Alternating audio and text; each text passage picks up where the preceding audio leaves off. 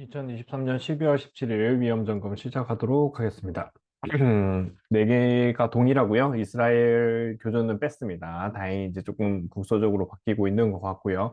물론 이제 이란 쪽에서 그다음 이스라엘 내부에서의 반발도 이게 좀 더 확전으로 안 일어나는 그런 방향으로 가지 않을까 그런 거가 있어가지고 아예 뺐습니다. 그래서 지금은 진짜 말 그대로 신용위험, 한계 기업, 그다음에 지금 요즘에 금요일날 불거졌던 프로젝트 파이낸싱의 부실 우려, 이것만 잘 하면 내년 5월까지는 괜찮을 것 같고요. 결국에는 이건 돌려막기거든요. 왜냐하면 우리나라에서 혁신이 발생을 해야 되는데 우리나라에서 혁신이 발생해서 글로벌을 밀고 나가지 않으면 결국에는 터질 수밖에 없는 상황이다라고 보고 있습니다. 또 저금리가 되진 않을 거고 부동산이 급등은 안 일어날 거예요. 그래서 부동산 급등은 원래 산업이 하나 발달되면서 성장하는 거기 때문에 그 분야에서 폭탄 돌리기가 이어지고 있다라고 보시면 될 것 같고 리세션도 같이 연결돼 있다고 했죠. 그다음에 금리 인상 일본 이제 시작합니다. 그래서 이게 지금 내년에 침체가 크게 오면 크게 안 올라갈 거예요. 그래서 한 10%에서 15% 정도밖에 수익이 안 날 거고, 만약에 인플레가 더 심해진다. 지금 이제 혹시라도 미국이 돈을 풀 수 있는데, 돈을 풀기 시작했을 때 인플레가 더 심각해지면 자연스럽게 얘가 올릴 수밖에 없습니다. 한 3%까지는 올릴 거고, 그러면은 엔화 가치는 올라갈 수밖에 없다라고 보고 있고요.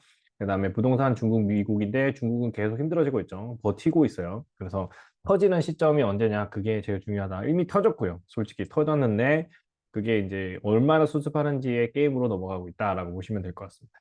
신용위험 똑같습니다. 26까지 내려갔다가 올라갔고요. 이렇게 이제 두 개로 표현해 드리겠습니다. 그다음에 CDS, 글로벌 CDS는 지금 뺐습니다. 이제 굳이 지금은 볼 필요 없는 것 같고, 요거 정도만 주요 취약국만 보시면 될 것 같아요. 그래서 전주 대비 빠졌기 때문에 이 정도로 보고, 트루케가 이만큼 빠졌다는 것 자체가 긍정적입니다. 금리 인상도 했죠. 그다음에 프로젝트 파이낸싱 잔액이 이만큼, 비공시 수치가 이만큼 올라가 있는 거, 이게 힘든 거고, 여기가 꽝 터져버리면 힘들어진다라고 보시면 되고, 증권 쪽이 힘들어지고 있어요. 잠재 부실 예방해야 되는 거 있고 한계기업 구조조정 그다음에 중소 중견 건설사 위기 증폭이 일어나고 있고 이게 그 너무 이게 부실이 있다는 건 아는데 손을 못 대고 있어요. 자율적으로 갱신을 하고 이거의 부실들이 그냥 알아서 해결되기 시장이 해결해 주기를 기다리고 있는 것 같은데 저는 여기서 조금 터질 거라고 보고 있어요. 지금 잘 넘어가면 내년 4, 5월까지 버텨가지고 그때 터지지 않을까. 주가 급락이 일어나면서 같이 터질 것 같은 분위기가 있다라고 보시면 될 것 같습니다.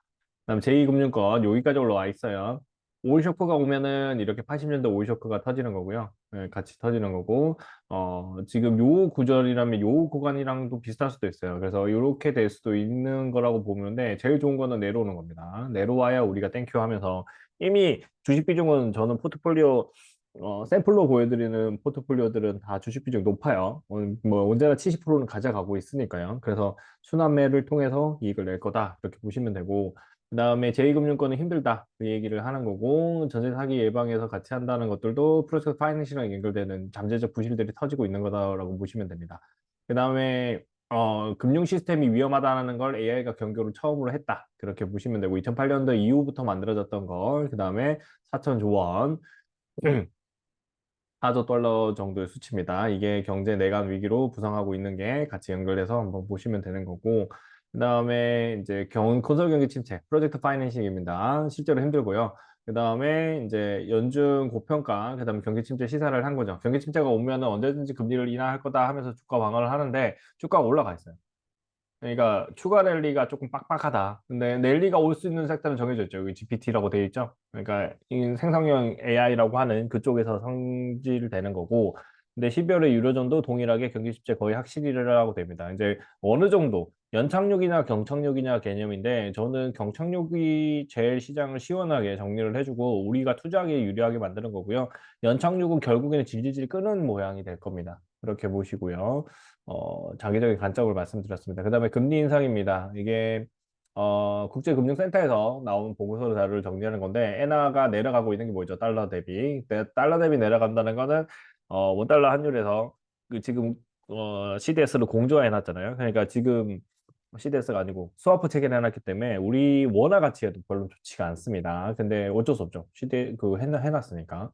그러니까 일본하고 이거를 왜 했는지는 좀 힘들어요. 달러랑 했어야 되는데. 일단 달러의 가치를 견제하는 시나리오에서는 대외 여건의 변화에 중점을 주고 있고 환율 전망을 크게 바꾸기는 어려운데 예측치는 한 이 정도로 떨어질 거다. 그래서 지금 올라갔다가 내려올 거다라고 보고 있는데 저는 개인적으로는 조금 보수적으로 우리 잡아서 한 10%에서 15% 정도 되면은 이제 비중을 좀 털어서 좀 안정적으로 가져갈 예정이다. 이렇게 봐주시면 됩니다. 그 정도로 하고요. CDS는 변경이 일어났는데 얘가 아직 마이너스인 게 지금 진짜 기적 같은 일이고 우리는 여기서 잘 방어했고 얘가 이제 5% 정도로 저는 예측을 하는데 그러면서 이제 기다리고 있을 것 같아요. 경기가 침체되기까지. 그래서 그때 상황에 맞춰가지고 추가로 내릴지 아니면 유지할지를 정할 것 같습니다. 자, 마지막으로 중국 부동산인데 대출 지원 확대하고 반등을 할 거라고 하는데 이거는 결국엔 잃어버린 50년, 20년이라고 했던 일본의 꿀을 갈 것 같아요. 그래서 경제 성장이 힘들 건데 지금 우리나라가 중국하고 협력해서 올라가야 되는데 중국하고 거의 단절돼 있다 보니까 성장하기 조금 힘든 상황이다라고 보시면 될 것 같고요.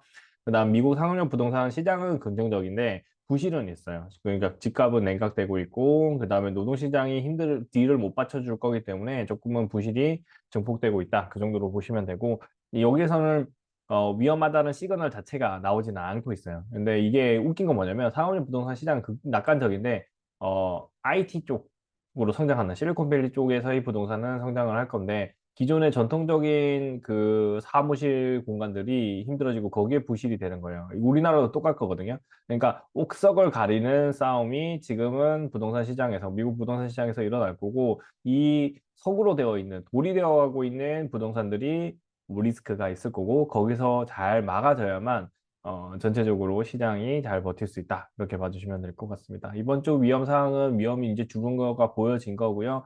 내년도에서는 이제 1번, 2번이 붉어지는 해라고 보시면 됩니다. 그래서 내년도 4, 5월 전까지는 꼭 30% 생각하시면 돼요. 지금부터 이제 30% 이야기 계속 할 건데 10월 달쯤에는 저도 10% 남겨놓고 풀베팅이라고 말씀을 드렸었던 것 같고요. 위험 상황은 계속 말씀드렸는데, 지금은 이제 이거를 그냥 저는 지금 충분히 올라왔다고 생각해서 차익 실현하고 있습니다. 차익 실현하고 있고, 그러면서 해지도 같이 가져가고 있다는 거 말씀드리고, 여러분들도 내년도 4, 5월 전에 잘 대응해 주시는 걸 권유해 드립니다. 일단 투자는 자기 책임이기 때문에 그에 맞춰서 시장 대응 잘 해주시는 걸 추천해 드리고요. 다음 주에 뵙겠습니다. 감사합니다.